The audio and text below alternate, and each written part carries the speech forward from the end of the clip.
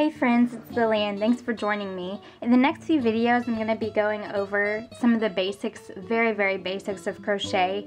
These are things that you'll need to know for almost every crochet project that you start, no matter what it is. So for these examples, I'm going to be using Sugar and Cream yarn.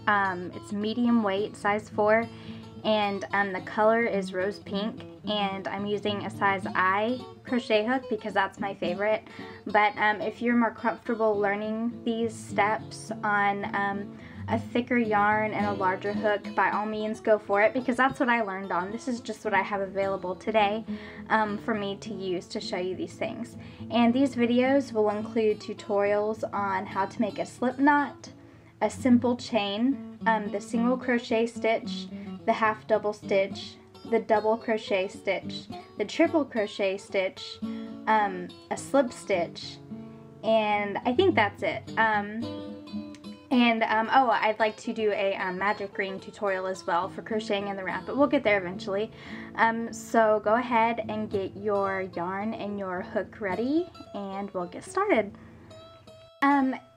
If you have not already seen my single stitch finger crochet for beginners tutorial, you may not know how to make a slip knot to start your project, so that's what we're going to discuss today.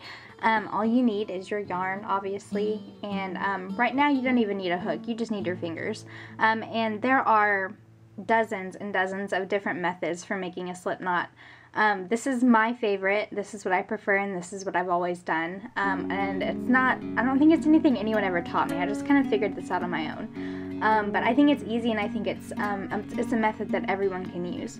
So with your the cut end of your yarn in your right hand and the working yarn length in your left, you're just going to use your index finger, holding the yarn with these 3 fingers of your left hand, and you're just going to wrap your yarn around your finger 1 time, and then grabbing both layers there of this little loop you've made, just pull it off your finger and you want to keep that little loop intact. And then we're just going to take this tail end and put it behind that loop. You can see it through the hole, and you're just going to push it through that loop. Not all the way through, don't pull the tail end all the way through, just this little pinch here. And then holding your working yarn and this little pinch here that you pulled through the hoop, you're just going to pull tight, and there's your slip knot. Very simple. And to know that you've done this correctly, just give it a pull and it'll come right out. And if it doesn't come right out, then you've made some other kind of knot, which probably isn't ideal for crochet, but good job at making knots. So I'll do that again real slow so you can see. I won't say anything, just watch.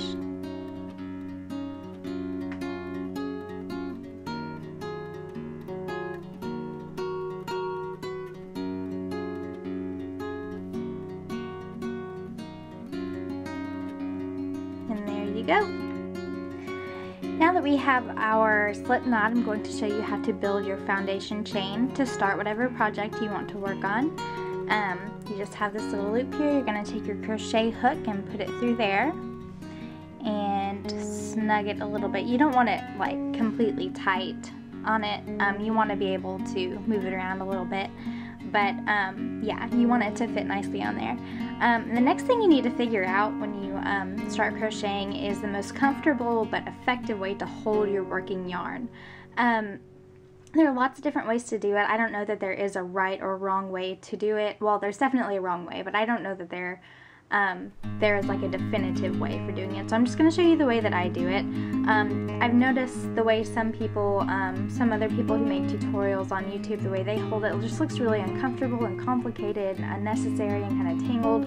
And this is how I do it. I think it's simple and it works great for me. So if you want, give this a try. If you don't like it, maybe look around at some other tutorials and see how those people have chosen to hold their yarn. But just like how I did with making the slip knot, I'm going to hold the yarn with these 3 fingers and then just lay it over the top of my index finger, just like that. And then using my middle finger and my thumb I'm going to hold the chain while I work, and hold the tail while I work.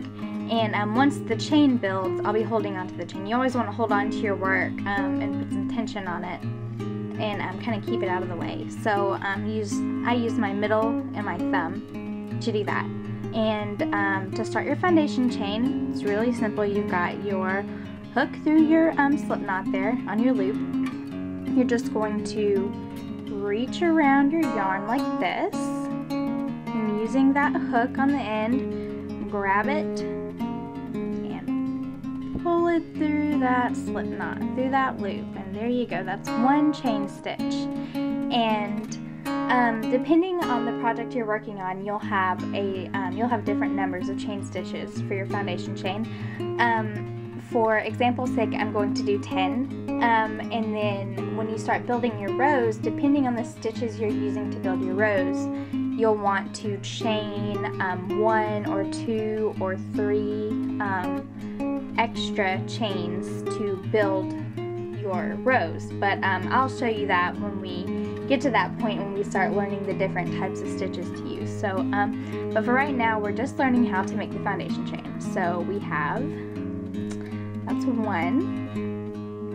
We're just reaching around our yarn like this, wrapping it around the hook, and we're gonna grab it and pull it through that loop. That's 2. 3.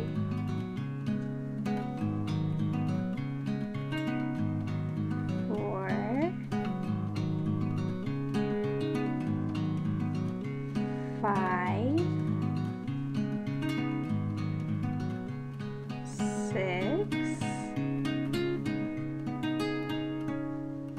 7. And notice how as this chain is getting longer, like I mentioned, I'm sliding my middle finger and thumb up the chain as I go to keep some tension on it and to keep it out of the way.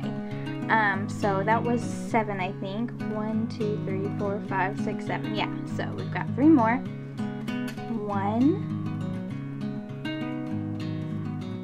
2,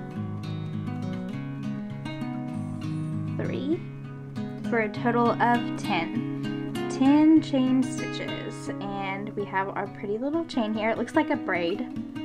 I love the way it looks. And I'm sorry, the lighting is kind of crazy in here with my big window and my not so awesome camera. But anyway, I hope you can kind of see what that looks like.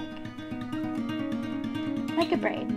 And in our next video, I'll teach you how to build off of this row for a single crochet stitch pattern. So join me for that, and I hope this helped you. Thanks. Bye.